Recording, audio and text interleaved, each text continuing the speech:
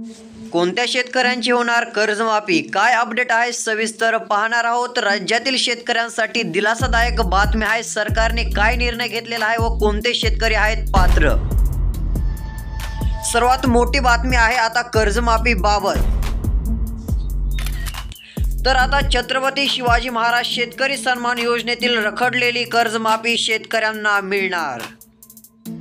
सध्या जर पाहायला गेलं तर छत्रपती शिवाजी महाराज शेतकरी सन्मान निधी योजनेतील रखडलेली कर्जमाफी आता शेतकऱ्यांना मिळणार आहे। राज्य सरकारने 2017 मध्ये छत्रपती शिवाजी महाराज शेतकरी सन्मान योजनेअंतर्गत 25,000 रुपये प्रोत्साहन अनुदानापासून पात्र पण तांत्रिक मुद्द्यामुळे वंचित राहिलेल्या शेतकऱ्यांना पैसे देण्याच्या हालचाली गतिमान केलेल्या आहेत। राज्य सरकारने त्यावेळीच माहिती मागवलेली असून 2 दिवसात जिल्ह्यात बँकेकडे संबंधित शेतकऱ्यांची नावे पाठवण्याचे आदेश सहकार विभागाने दिलेले आहेत। त्यानुसार सुमारे 22,000 शेतकऱ्यांचे 25,000 रुपयांपर्यंतचा लाभ शेतकऱ्यांना मिळू शकतो। तसेच केंद्र सरकारच्या थकीत पीक कर्जमाफी योजनेअंतर्गत राज्य सरकारने आता 2017 मध्ये तत्कालीन मुख्यमंत्री देवेंद्र फडणवीस यांनी छत्रपती शिवाजी महाराज शेतकरी सन्मान योजना आणलेली होती। यामध्ये थकबाकीदार शेतकऱ्यांना 50,000 रुपयांपर्यंतचे पीक कर्ज माफ, पीक कर्जाची नियमित परतफेड करणाऱ्या शेतकऱ्यांना 25,000 रुपयांपर्यंतचे प्रोत्साहन अनुदान, तर 50,000 रुपयांच्या वरील थकीत रक्कम कर्जासाठी OTS योजना प्रभावीपणे राबवलेली होती।